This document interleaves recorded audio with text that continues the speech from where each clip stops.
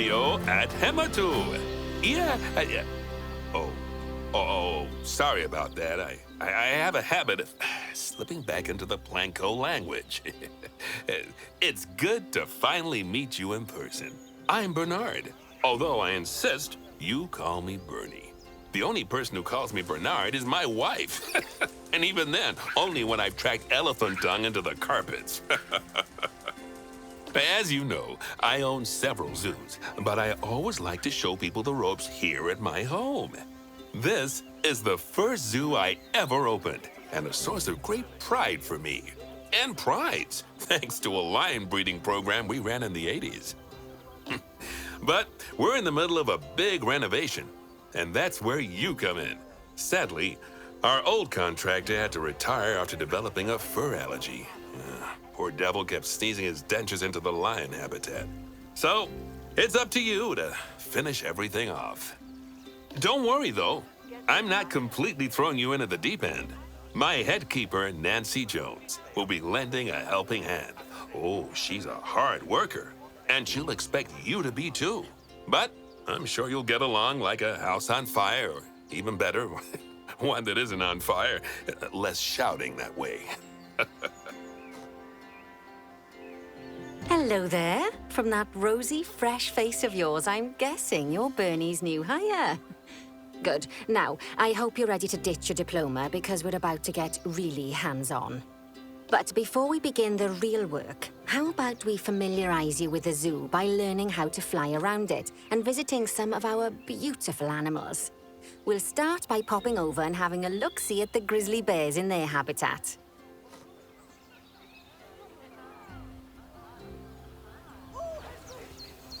Did you know that grizzly bears, also known as Ursus arctos horribilis, can hibernate for up to 7 months a year?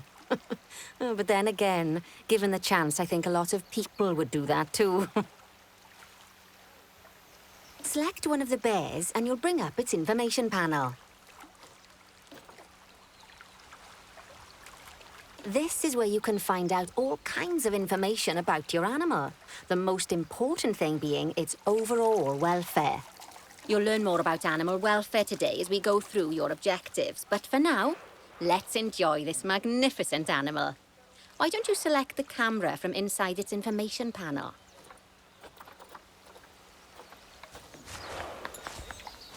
See, now this is a fantastic way to get a close look at your animals. Okay, when you're ready, let's pop over to the other side of the zoo and take a look at the lions. I've marked their location for you to find.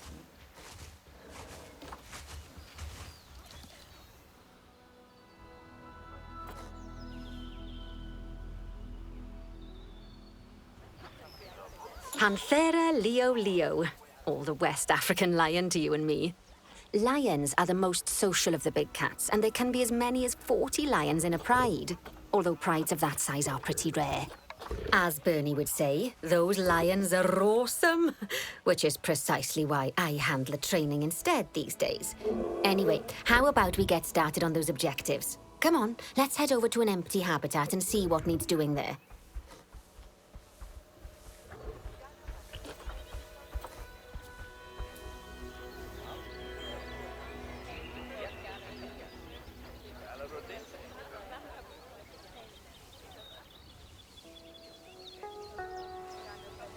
As you can see, it's a lovely space for animals, but it's missing a certain something.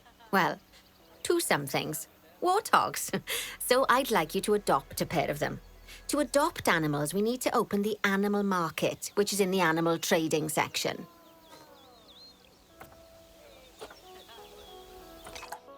There we are. A pair of perfectly splendid warthogs for our zoo. Just select them and choose Adopt. Normally, the animal exchange would be full of animals, but I've emptied out the market while you learn how it works. The last thing I need is you accidentally ordering a dozen elephants.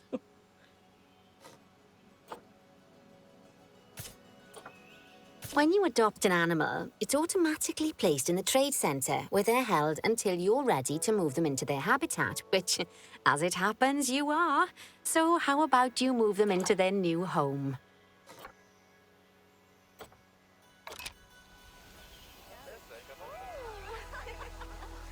When you ask for an animal to be moved into a habitat, your caretakers will go to the trade centre, collect your animal, and deliver them to your selected habitat.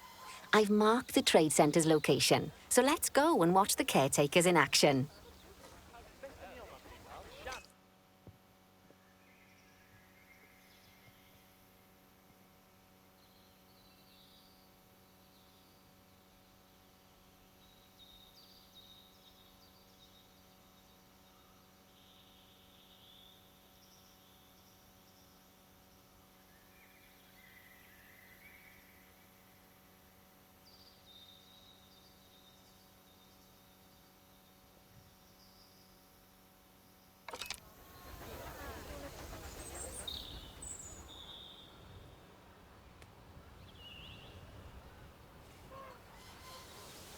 Well, as you can see, those caretakers don't hang about. They'll move those animals to their destination as fast as possible.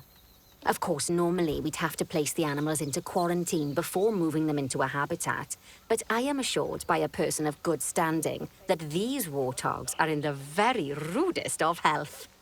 Right, let's get the warthog's habitat finished up so we can keep them nice and happy. You see, each animal in the zoo has an overall welfare statistic, basically how happy they are. And that overall welfare statistic is itself comprised of 4 different areas: nutrition, social health, habitat, and enrichment. Luckily, if you select an animal, you'll bring up their animal welfare information panel, which we saw earlier, where you can see how they're doing. That way, you'll know exactly what areas need to be addressed. Don't worry if that's a lot to remember. You can always check the Zoopedia for more information.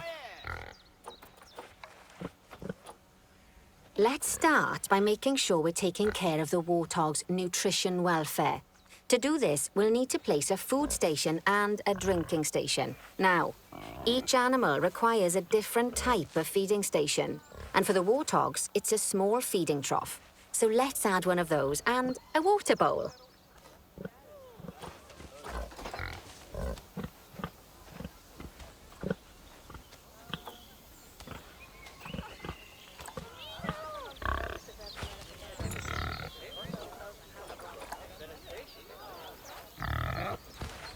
Animals also require stimulation to keep them happy. Let's add a lovely mud bath for the warthogs to roll around in. That bath will count towards their enrichment welfare, specifically their toy enrichment welfare.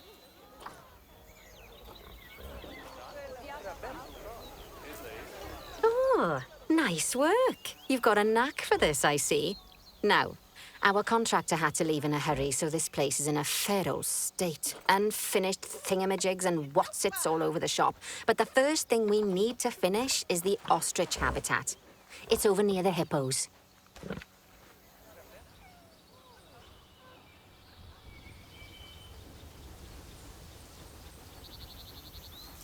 Oh, before we actually start building our ostrich habitat, let's pause time for a moment. That's more like it. A quick break.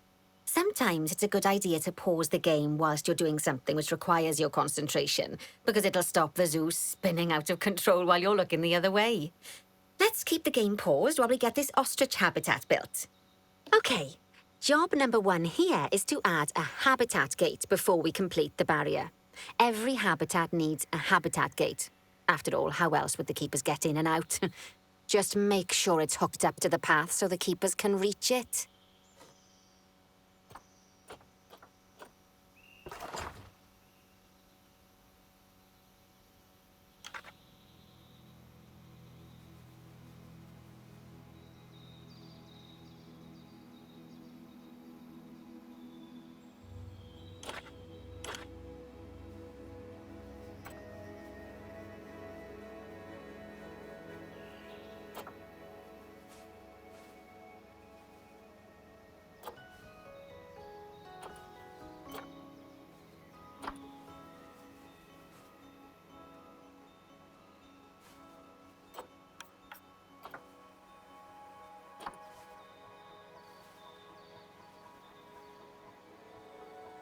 Right, let's complete the perimeter barrier so we can adopt us some ostriches.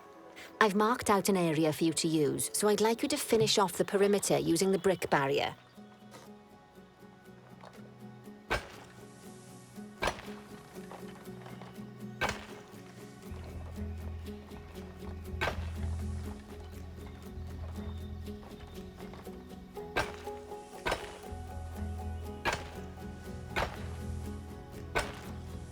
Good work! Remember, before you can place animals in any habitat, it has to have a full loop of connected barrier. Now, you've probably noticed that guests can't actually see into this habitat at the moment. At least not without a stepladder. But seeing as they're banned, I'd like you to select a piece of barrier and swap out the brick for a glass barrier, so the guests can see in.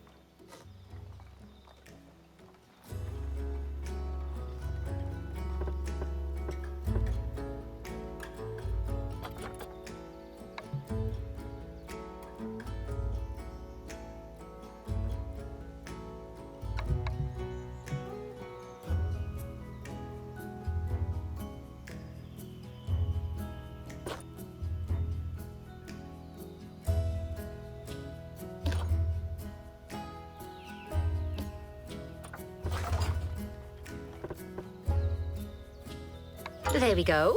Adding in more windows gives guests even more opportunities to see the animals in a habitat. It's always best to make sure the guests can get a good view into a habitat from the path they're walking on, because it makes them happy, and because this would be a pretty terrible zoo if they couldn't. The last thing we need to do is to add a donation box. You see, when guests enjoy the view of an animal, they'll make a donation. Just make sure you put them in easy-to-reach places, like near a viewing point. Donation boxes are one of the main sources of income for the zoo, so make sure you remember them. Oh, by the way, as well as pausing time, you can also speed it up. It'll run everything at 2 times and 5 times faster. It can be useful, especially if you're waiting for money to accumulate or for animals to be delivered to your habitat. Personally, I use it when I'm waiting for a brew to finish. All right, you've finished the habitat, so it's high time we adopted those ostriches, don't you think? Let's get 4 of them in here.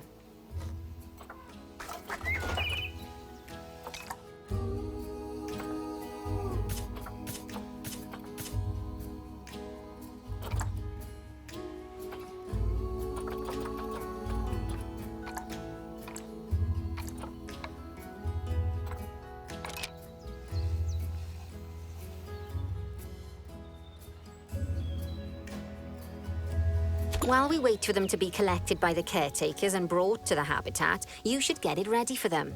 Add a suitable feeding station, water station, and an appropriate food enrichment item. It's often best to place things like enrichments and feeding stations near to the habitat perimeter, so guests can get a really good view of the animals.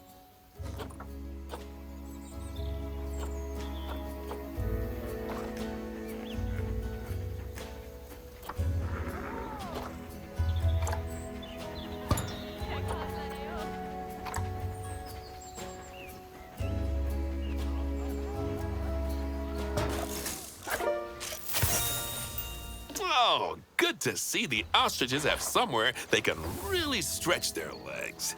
Did you know they can actually run at 43 miles per hour? Oh, heaven forbid they ever escape. The speed camera fines alone would bankrupt us.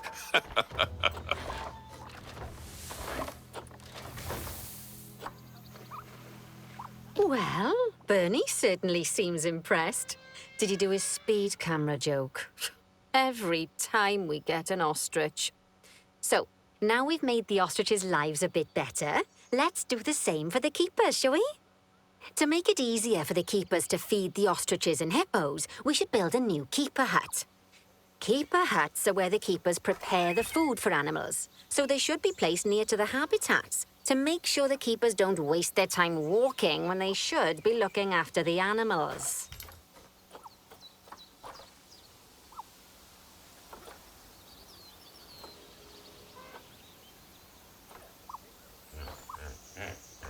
You'll need to rotate the keeper hut to get it to connect up to the path.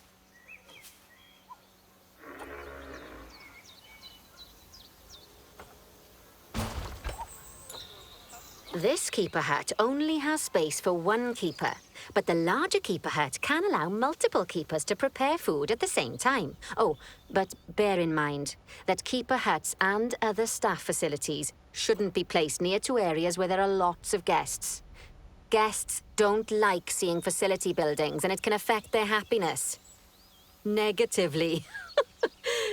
In case that wasn't clear. Something that all facilities, shops, and a whole host of other objects need is power. And that obviously includes your newly built keeper hut. So let's place a transformer next to it, shall we?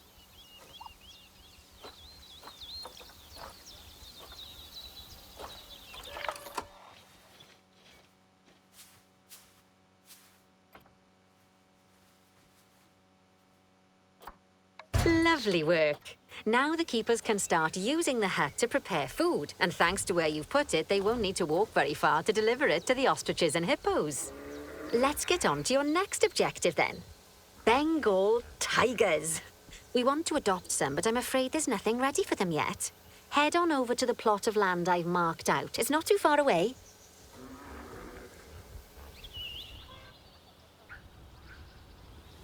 Righty, your next job is to build a habitat from scratch.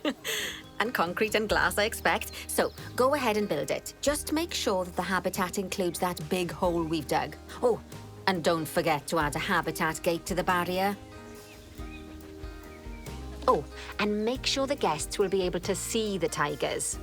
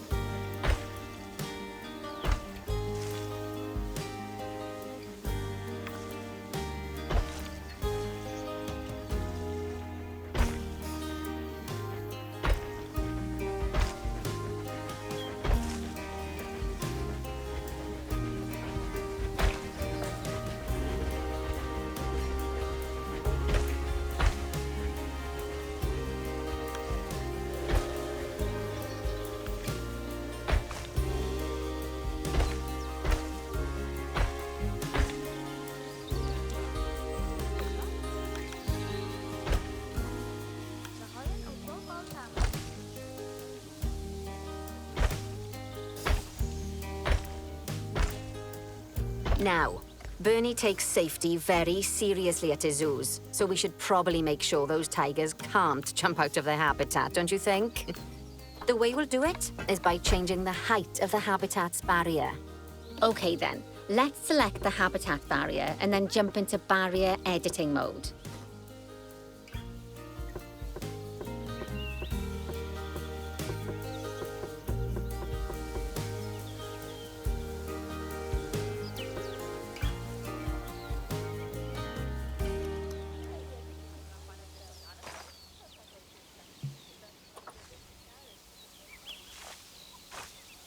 Now that the habitat is in place, don't forget to put down a donation box near to your viewing areas.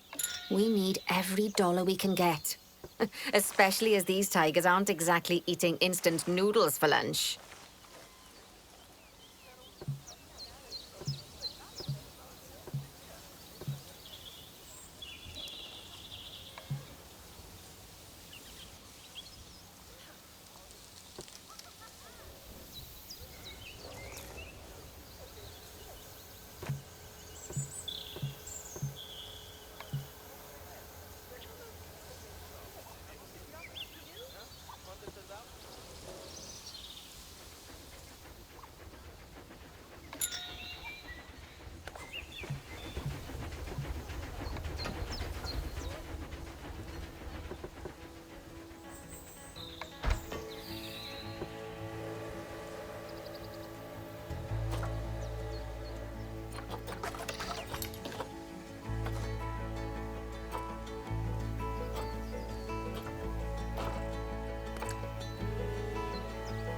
Okay, that's the habitat boundary complete, the habitat gate in place, and most importantly, the tigers won't be able to jump out of it anymore.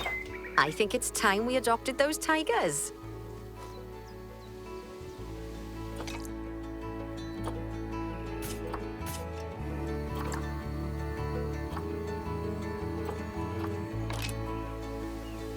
Whilst our trusty caretakers collect and deliver the tigers, let's take a look at preparing the habitat for their arrival. We'll start with the basics. Add a suitable feeding station for them.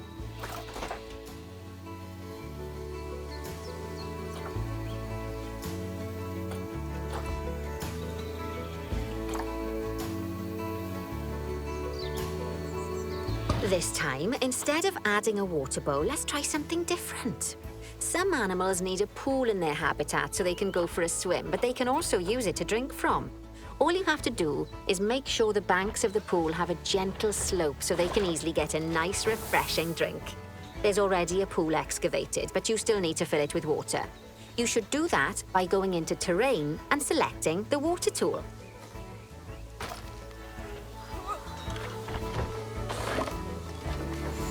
Yes, that'll do nicely. Of course, just like the warthogs and ostriches, these tigers will also need some enrichment. Why don't you add some suitable toy and food enrichment items into their habitat?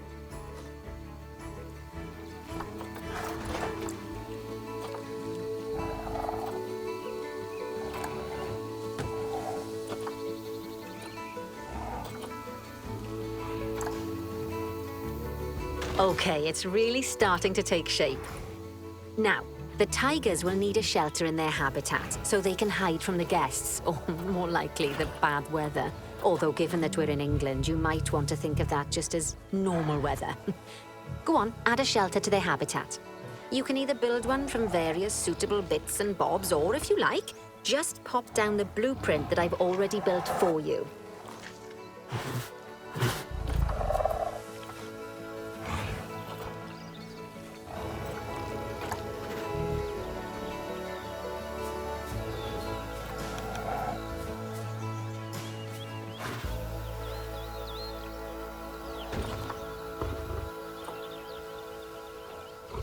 Oh, poor Dabs.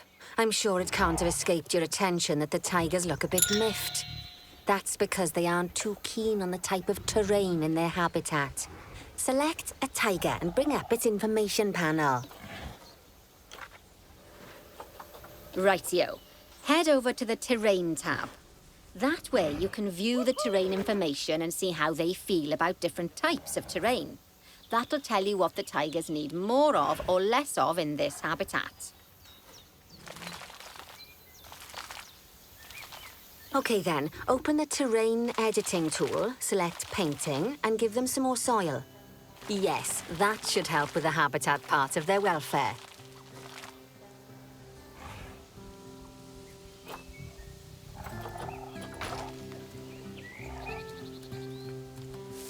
Right then. All animals need plants and trees from their own biome or continent. You know, deserts, savannas, Eurasia, Europe, that sort of thing.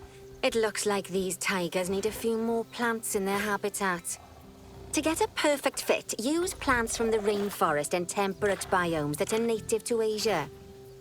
Although if you have to, you can get away with using just one or the other. The tigers will also want a certain amount of their habitat to be covered by those plants. To find out which plants to use and how many, select a tiger and go to the Environment tab. Now, as you can see, some of the plants currently in the habitat aren't quite right for the tiger, like the wattle bushes. You can remove them if you want. You can find all of the plants you need in the Nature section, and you can use the filters to only show the types of plants you want to see. In this case, that's plants from the rainforest or temperate biomes.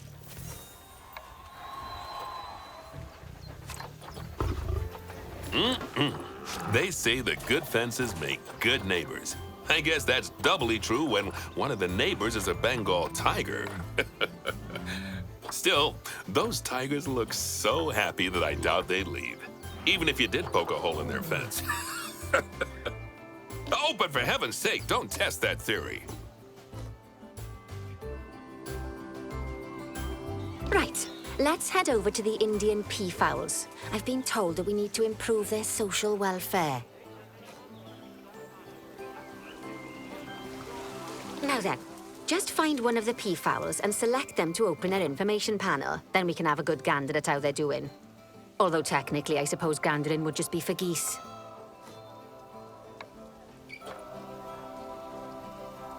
Expand their social welfare, and we can get a bit more detail.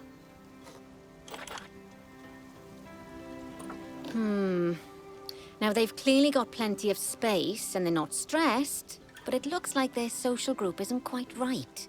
So let's find out more. Head over to the social tab to see what's wrong. Right, as you can see, the peafowls need their population to be larger. To solve this little problem, you'll need to adopt 3 more female peafowls. Off you pop to the animal market then.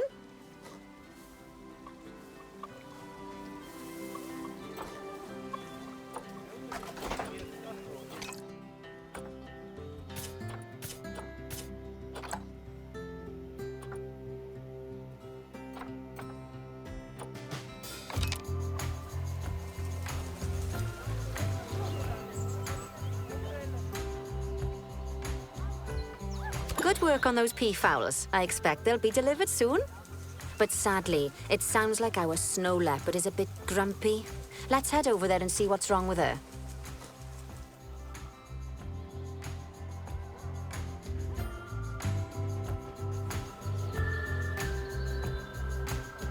Just like people, animals can suffer from stress if things aren't quite right. You know, like when you see someone put in the milk before the tea bag. In the case of these snow leopards, they're a bit stressed by their lack of privacy. You can lower their stress levels by swapping out the normal glass barrier by their cave for one-way glass. It's not a cheap option, but I think they're worth the expense, don't you? This will give the snow leopards somewhere to go when they want to get away from the prying eyes of the guests.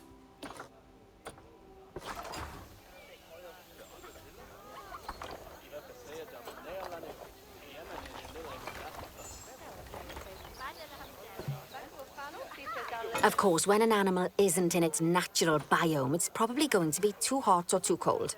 Unsurprisingly for the snow leopards, it's too hot. Even with the terrible British weather. You should help cool it down by adding some coolers to their habitat. But let's start by opening up the temperature heat map and having a look-see at the temperature in the leopard's habitat. As you can see, we already have one cooler in there. Let's pop some more down and get as much of the habitat as chilly as we can.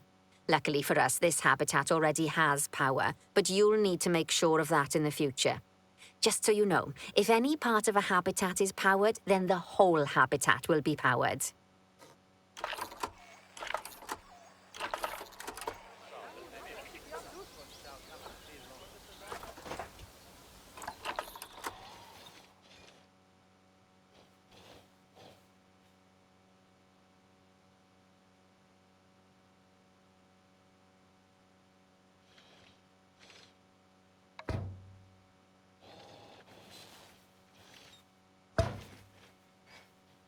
You can find heat maps for all sorts of helpful things, so do be sure to explore them and make good use of them. It'll take a little while for the temperature to adjust once you've added coolers or heaters, but now we've got the coolers in, we can address the leopard's terrain welfare. You see, what the leopards really want in here is snow and rock, so let's make that happen.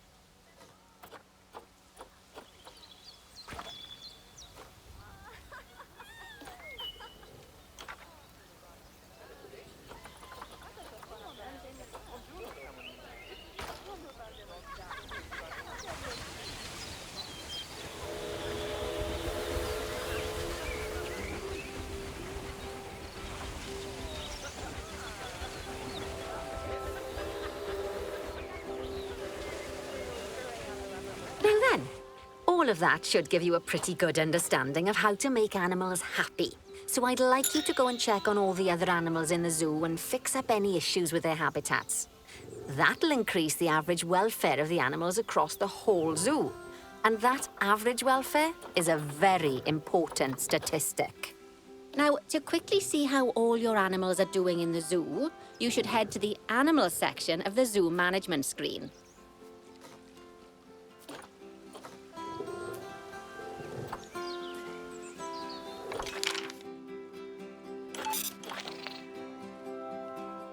As you can see, this list shows you the animal's overall welfare. So if something's amiss, then you can quickly pop over to them using the locate tool. Right, I'm off for a cuppa while you make sure all the animals are well looked after.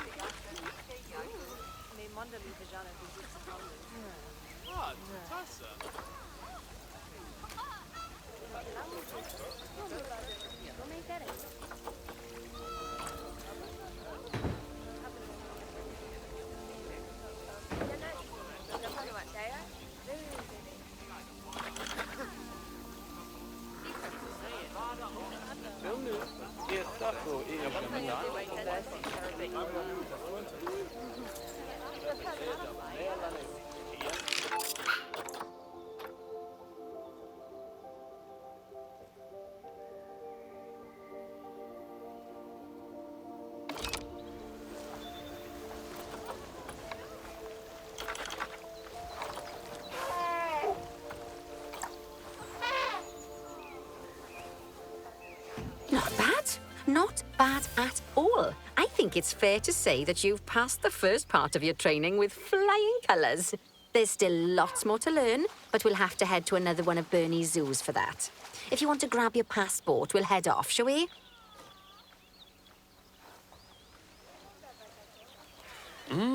Sounds like you've got the whole zoo purring away nicely. Well, purring, grunting, screaming, booming. All the appropriate noises. I guess I was right to hire you, huh? Don't tell her I told you, but Nancy wasn't sure you'd even last the morning. So, we're happy this is working out. And Nancy owes me a Foxy coffee. As strange as it seems, considering we just met, when I look at you, I feel like you're the child I never had. After the one I did have, obviously. But you see, zookeeping's not for my daughter. Don't get me wrong. Emma absolutely loves animals, but she set her sights somewhat higher. Wants to save the entire planet. I'll just settle for saving a couple of species. And maybe having a type of frog named after me.